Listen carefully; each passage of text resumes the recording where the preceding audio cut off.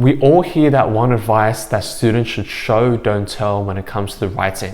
This is pretty good in many cases. However, there are some instances where students should tell instead of show.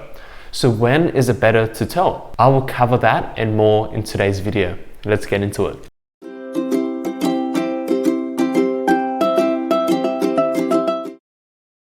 At every point in a student's schooling life, they will receive the same advice when it comes to writing. This is a nice piece of work, but you should really show, don't tell. Show us that he's angry at her mother, don't tell us. Or show us he lives in a luxurious mansion, don't tell us. I've already gone through examples of different ways students can do show, don't tell in a previous video if you haven't seen that already. But there are situations where the inverse is actually a bit more practical, and it's more preferable to tell instead of show. With most things in life, having too much of something in general is generally not a good idea, and this goes to showing too much details in the story instead of telling. I'll be going through 3 key situations when telling might be better than showing. The first one is telling can be useful for transitions within stories between different scenes and scenarios. When you are jumping ahead of time, switching points of view, or writing in a different location, you can use telling to summarize a distance, span of time, and explain your readers on what actually happened between the scenes. If you did showing, it could easily make the writing response very lengthy when you can clearly articulate it with showing instead. Example, after 2 days without a call from Nikki, Chloe had enough.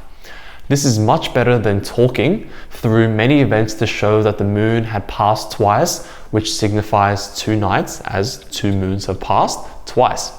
By just writing 2 days and saying that Chloe had enough, it conveys the message more clearly. You can use telling for transitions, not just at the beginning, but at the end of a scene as well. Telling helps to move your readers into or out of particular scenes. For example, Georgia locked her cottage door and went to the market. Went to work is telling.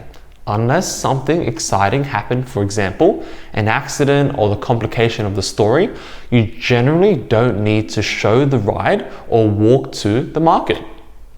Sum it up by telling readers that she went to work, and you're going to have a lot more benefit if you do telling rather than showing for transition scenes. The second point would be based on pacing. Students can easily show too much, which can slow down the pace of the story, and this is when telling can come in. If every minor detail is show, not tell, it will end up being an extremely long story. If this was in New South Wales and it was an in-class exam for 30 minutes in duration, you won't be able to finish in time.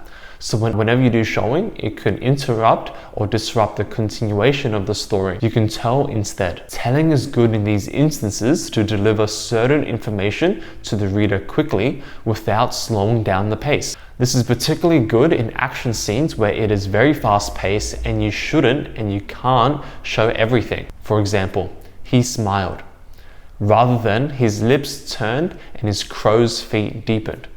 The telling being he smiled, allowing the reader to know the emotion rather than thinking about what it had been if it was shown.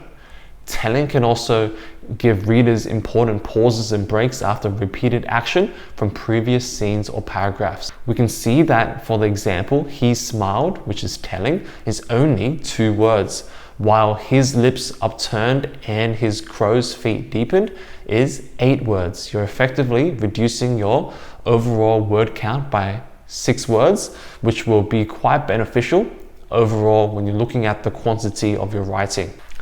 And the third and final situation when telling could be more appropriate compared to showing is for unimportant details. When students compare telling examples with the ones that show, you can realize that showing takes up more space on the page, and we've talked about this in the last 2 examples. The more space you give to a story, the more important it will seem. This also applies in reading comprehension, which asks for the main idea of the passage, where you have to find the aspect or point that is discussed the most. Showing is a sign to readers that you're writing about something important, so they better pay attention. If you show everything, readers will think everything is important and it will quickly become exhausting, where it's hard for them to identify what is the most important information for them to comprehend. If you show everything, readers will think that everything's important, and when everything is important and unimportant details are always show rather than tell, nothing will stand out. That is why saving the show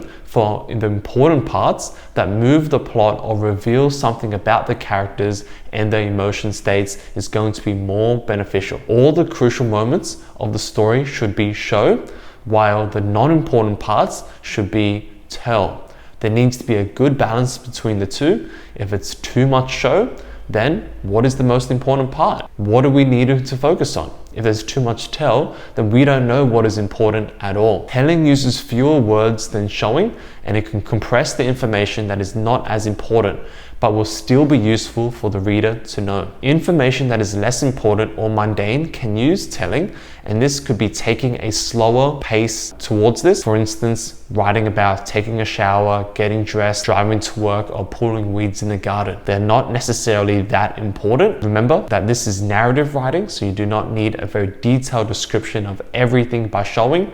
Telling is also important. So if you're talking about a character getting dressed or taking a shower, then it's probably better to do telling, as likely the complication or the main action of the story won't involve that. They're probably getting dressed, taking a shower, maybe going to school, and that's where you should do more show, because it should be emphasized more in certain places. For example, if we look at showing, I moved my mouse to the left-hand corner of the monitor and clicked on the minus icon to minimize the browser. But if it was just telling, I minimized the browser. We don't have to go into so much detail, and instead we know that minimizing the browser is quite an unimportant detail, and you can just tell instead of showing in this case.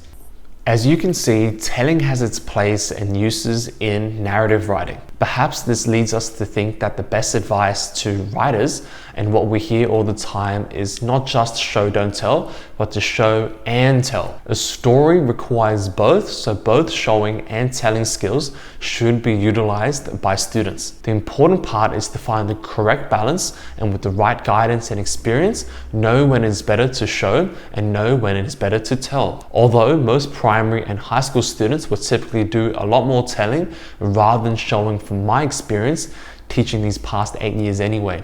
Using showing and telling deliberately and carefully thought out ways can create the right effect. It can make scenes come to life by showing character action and showing their emotions. Telling can save time and sum up unimportant information quickly and allow the reader to be paced the right way along with the story.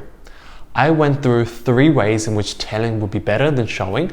However, there are a lot more instances where this could be true. Make sure that when you are telling that you avoid repetition, making sure that it's still interesting and to keep it to the point and short enough. Showing is long enough with the extra descriptions, and we definitely don't want the reader to think that something has already been shown. I recommend practicing your stories and think to yourself when you can tell and when you can show in the introduction, complication, and conclusion. That can be great practice in allowing you to reflect before you write.